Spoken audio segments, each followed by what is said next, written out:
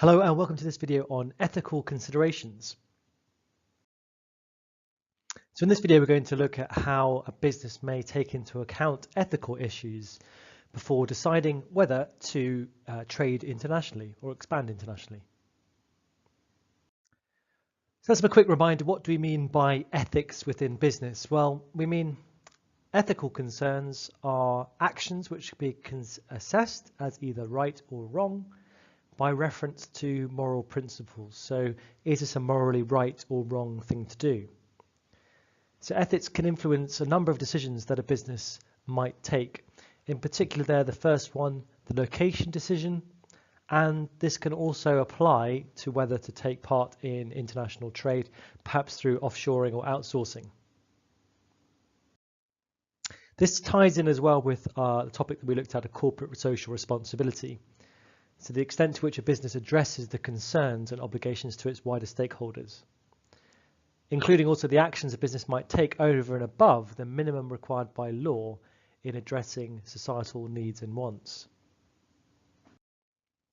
So we're going to look here at 5 different types of ethical consideration: the impact on stakeholders, pay and working conditions, environmental considerations, our supply chain, and finally marketing considerations.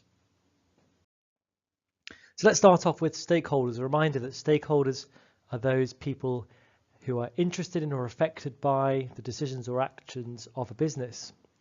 And these stakeholders might want different things. For example, employees will want good, fair rewards, basic pay, and perhaps other financial incentives, as well as job security and a number of other things. And so when trading internationally, a business might consider whether it's appropriate to adopt a stakeholder influenced approach in which the stakeholder takes responsibility towards all of its stakeholders. So the business must consider all its stakeholders in its decision. So for example, it might consult with stakeholders before deciding whether to expand internationally. Once there, it must treat stakeholders fairly, so paying suppliers in the foreign country, fair pay to any workers in that foreign country. But again, the question is, does it need to be fair by our own country standards or fair by the legal standards in the country?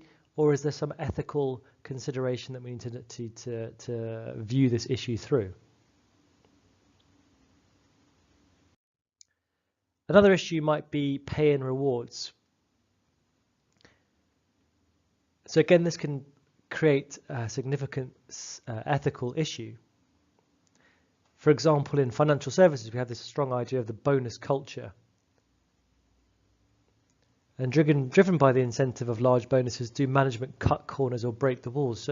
So is the way in which we're rewarding or paying potentially overseas firms to produce for us actually going to create an incentive here for them to cut corners in terms of working conditions and stuff like that? We might also consider this concept of the fat cat.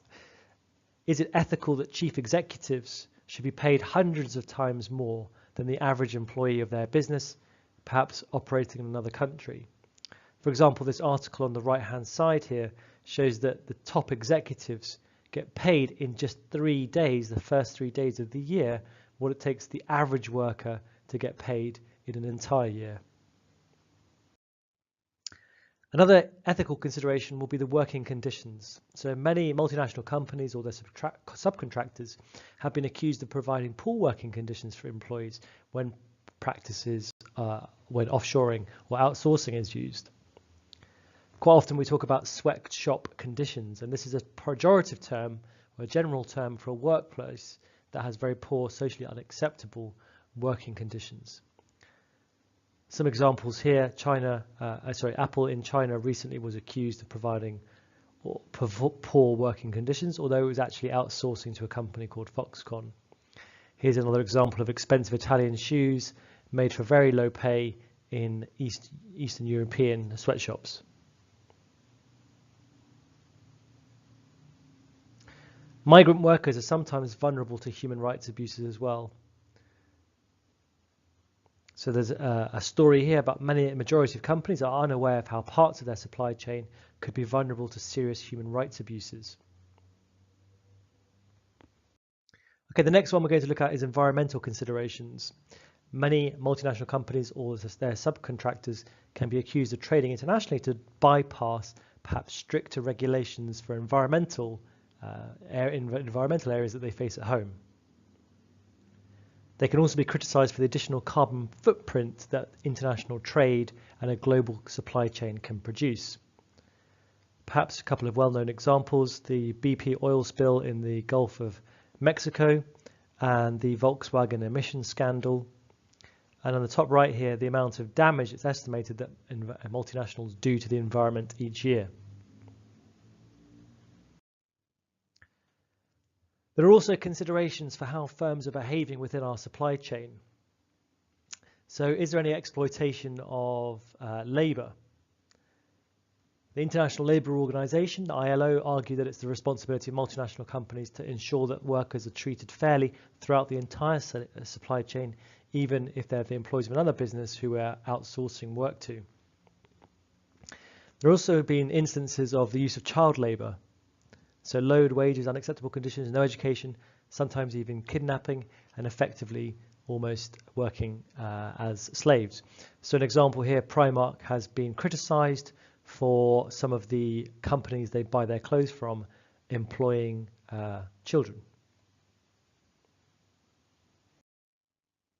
These are also some famous brands that have been caught out using child labour or sweatshops. Naughty.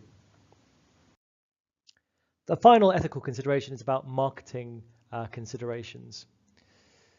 So in the UK, we have the Trade Descriptions Act, but this is not necessarily applicable in other countries. So certain industries, for example, food and pharmaceutical companies, there have been instances where multinational companies have been misleading in terms of how they've labelled their product. For example, the bottom right here, Nurofen didn't fully identify what the contents of their painkillers were, and the Coca-Cola here were advertising, marketing in a country that suggested that their soda was made from apples when it wasn't, it was sweeteners.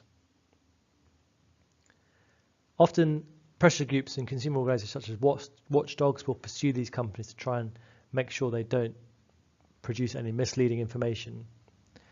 They might also be criticised for inappropriate promotional activities, for example, promoting directly to children, maybe not understanding the cultural differences, and promoting a lifestyle that goes against cultural or religious difference. So it's important that a business takes this into account. So in this video, we've come across a range of different ethical considerations that a business might have to consider how they manage when deciding whether to trade internationally. That's it. Thanks very much for listening.